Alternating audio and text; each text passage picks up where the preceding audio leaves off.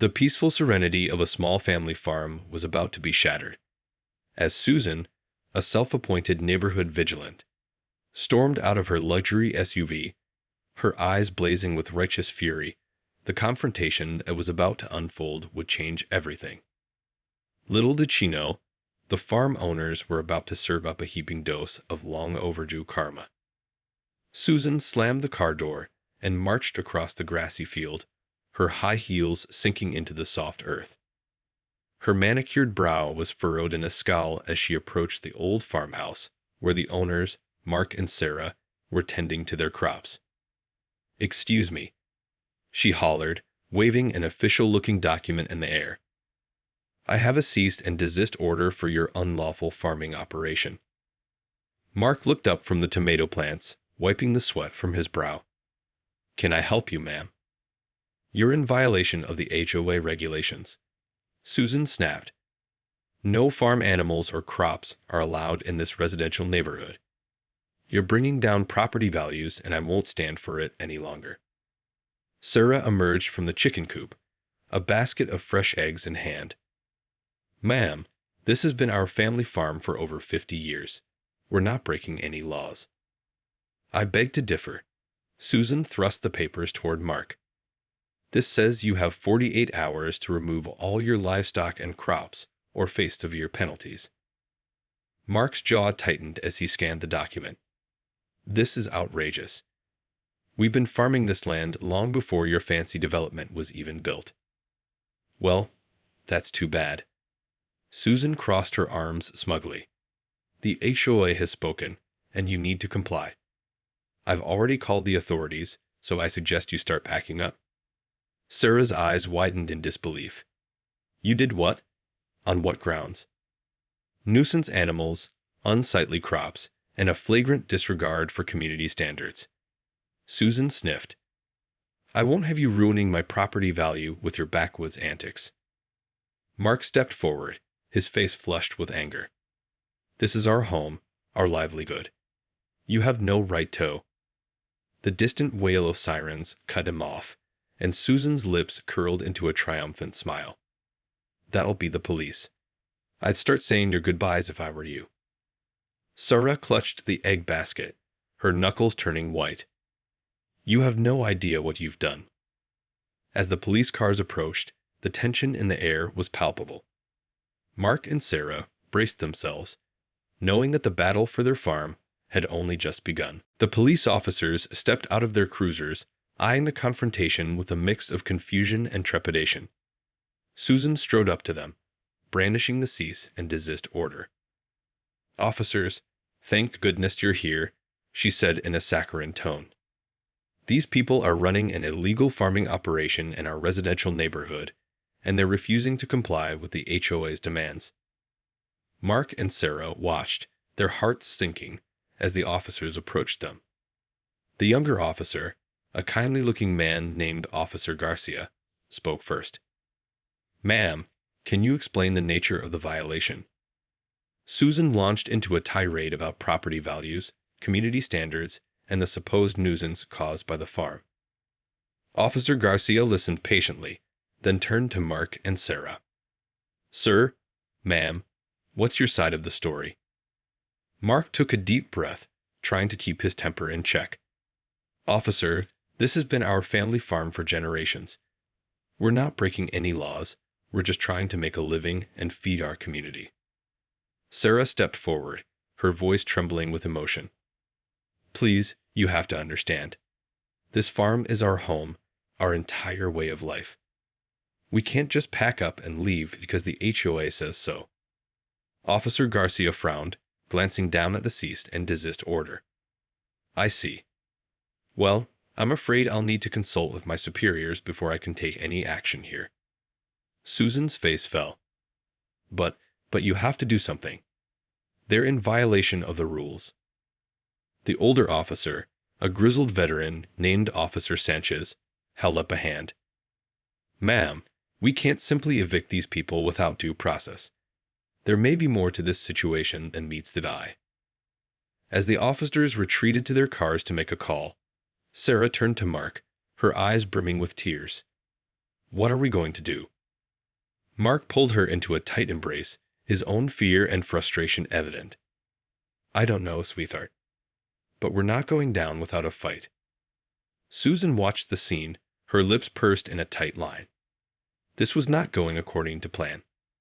Little did she know, the tables were about to turn in a most unexpected way. As the police officers huddled by their cruisers, making phone calls and consulting their notes, Susan grew increasingly impatient.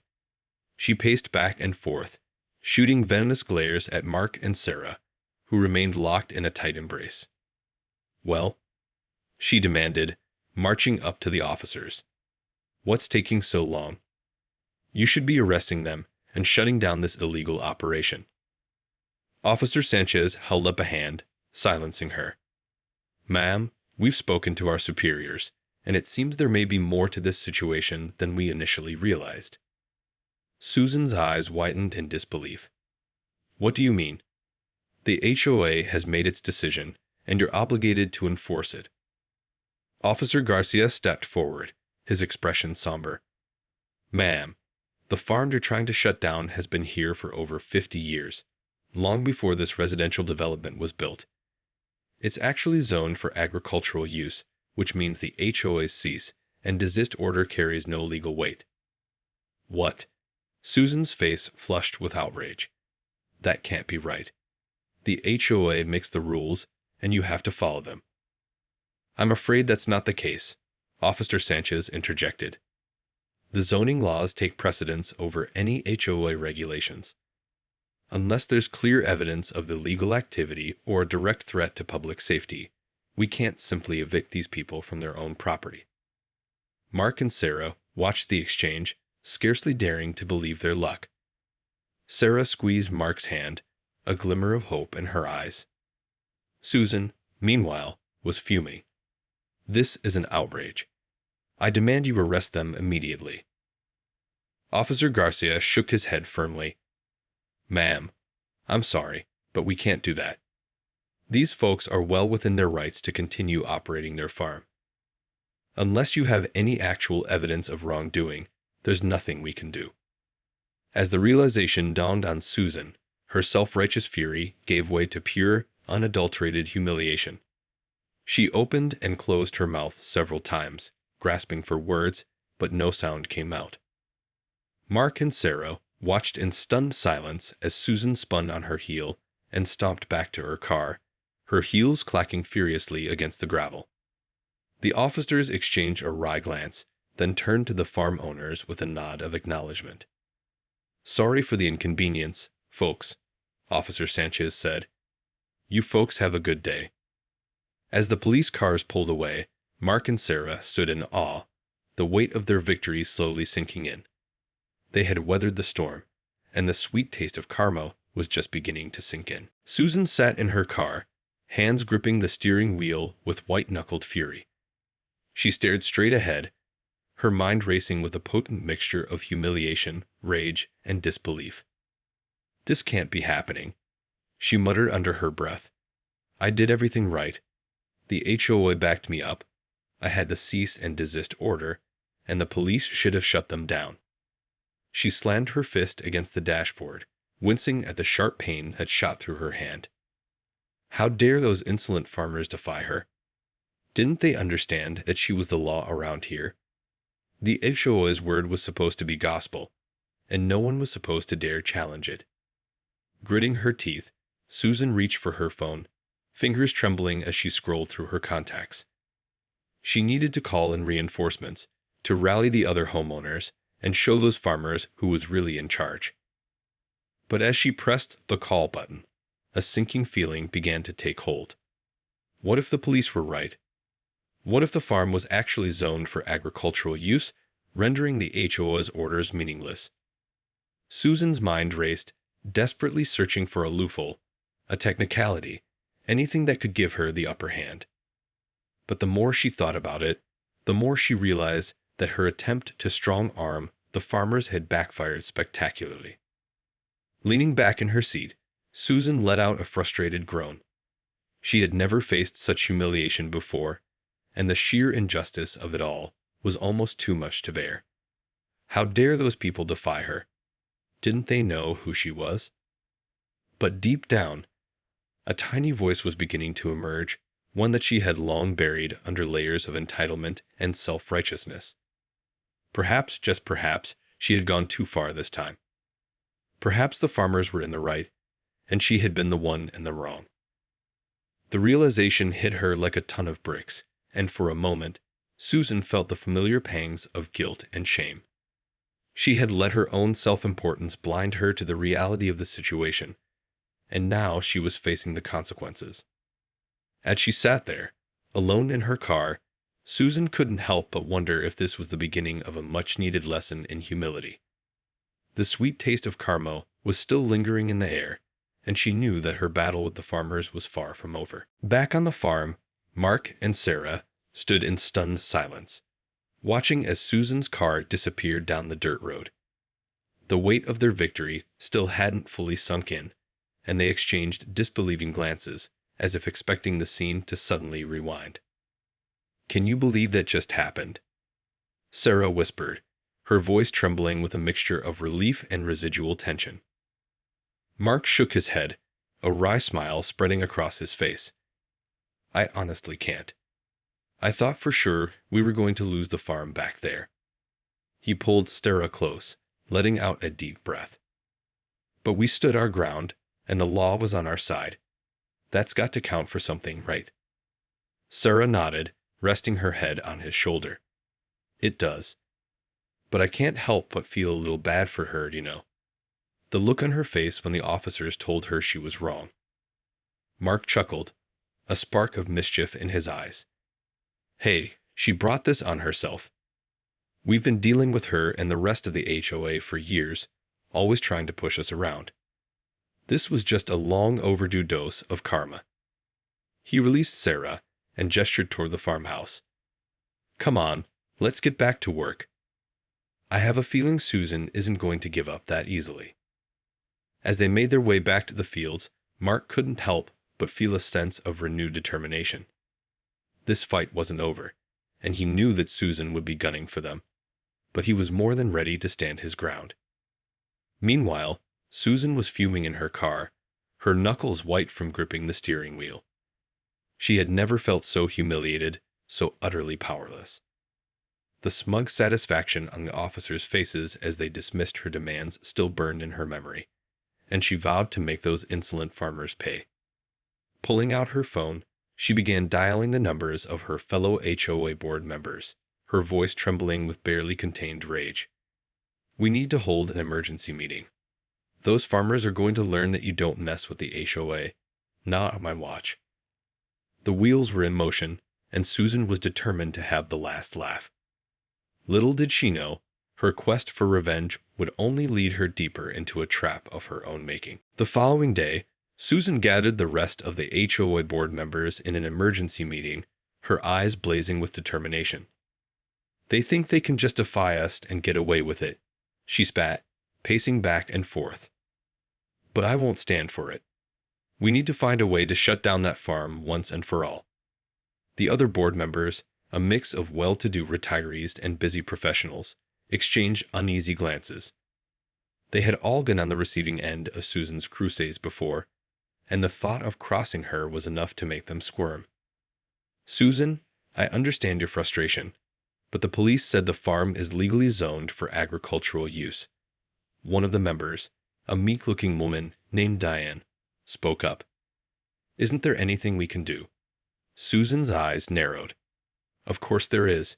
We just need to look a little harder. There has to be some technicality, some loophole we can exploit to get them out of our neighborhood." Another board member, a retired lawyer named Mr. Wilkins, cleared his throat. "Well, I suppose we could try to challenge the zoning regulations, but that would be a long and arduous process. And frankly, I'm not sure we have a strong legal case." Susan waved a dismissive hand. "I don't care how long it takes or how difficult it is. Those farmers need to learn that they can't just trample all over our community standards. We're going to fight this, tooth and nail, until they're gone." The board members shifted uncomfortably in their seats, sensing the futility of arguing with Susan. She had a knack for bulldozing through any opposition, and they knew that crossing her would only bring more trouble their way. As the meeting drew to a close, Susan leaned forward, her gaze fixed on her fellow board members. "I want every one of you to go through the HOA bylaws with a fine-tooth comb. Find me anything we can use to get rid of those farmers, no matter how small or obscure. This isn't over, not by a long shot." The board members mumbled their assent, knowing that they had little choice but to comply. Susan had a way of getting what she wanted, no matter the cost. And as they filed out of the meeting room, a sense of dread began to settle over them, for they knew that the battle for the farm was just beginning. Over the next few days, the members of the HOA board pored over the community's bylaws, desperately searching for any loophole or technicality they could use against the stubborn farmers. Susan, meanwhile, had taken matters into her own hands, combing through public records and zoning maps, determined to find a way to get the farm shut down. "There has to be something we're missing," she muttered, her brow furrowed in concentration as she scanned through page after page of documents. The HOA can't just be powerless against these people. But as the days turned into weeks, Susan's frustration only grew. Each avenue she explored seemed to hit a dead end, and the more she dug, the more she realized that the farm was indeed legally zoned for agricultural use. Slamming her fist on the table, she let out a frustrated growl. "This is impossible. How can they just get away with this?" Across town, Mark and Sarah continued their daily routines, tending to their crops and livestock with a renewed sense of purpose. The ordeal with Susan and the HOA had only strengthened their resolve, and they were determined to protect their way of life at all costs.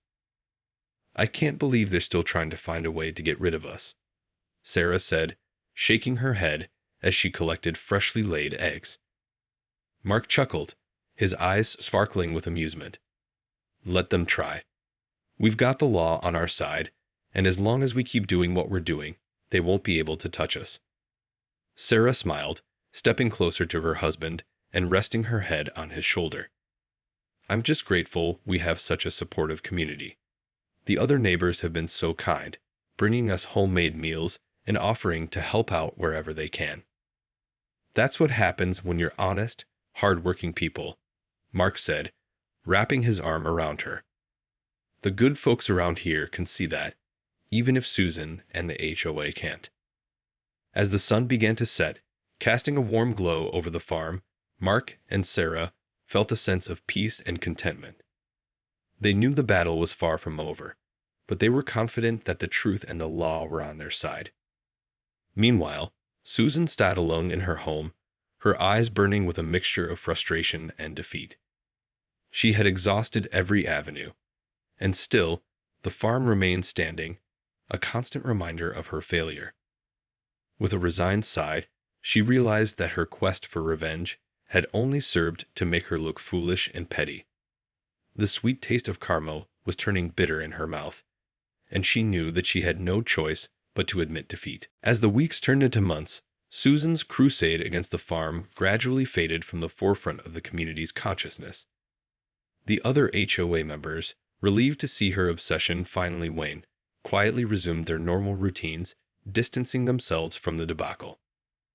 Mark and Sarah, in turn, found themselves the recipients of an outpouring of support from their neighbors. Word of their ordeal had spread, and many in the community rallied around them, offering helping hands, homemade meals, and words of encouragement. "It's like the whole neighborhood is on our side now," Sarah remarked one evening, as she and Mark sat on their porch, watching the sunset. "I never thought we'd see the day when the HOA's antics would backfire like this." Mark chuckled, draping an arm around his wife's shoulders. "Sometimes, karma just has a way of evening things out. Susan may have thought she was playing by the rules, but she forgot one important thing. The truth has a way of coming out, no matter how hard you try to bury it." Sarah nodded, a content smile spreading across her face. "And now, everyone in the neighborhood can see just how petty and vindictive she's been. It's almost poetic, really." As the days passed, Susan found herself increasingly isolated, both within the HOA and the broader community. Her once unwavering support among her fellow board members had dwindled, and the other residents eyed her with a mix of pity and disdain. Forced to confront the reality of her own actions, Susan began to experience a profound shift in her perspective. The self-righteousness that had once fueled her crusade gradually gave way to a deep sense of remorse and humility. One day, as she was walking through the neighborhood, she caught a glimpse of Mark and Sarah tending to their crops, their faces alight with a genuine sense of joy and fulfillment. In that moment, Susan realized the true cost of her obsession, not just to the farmers, but to herself as well. Turning on her heel, she hurried back to her car, tears of shame and regret streaming down her cheeks. It was time to make amends, to acknowledge the harm she had caused and try to make things right. As Susan approached the farm, her hands trembling, she knew that the path to redemption would not be an easy one. But for the first time in a long time, she was ready to face the consequences of her actions, and to learn the true meaning of forgiveness and community.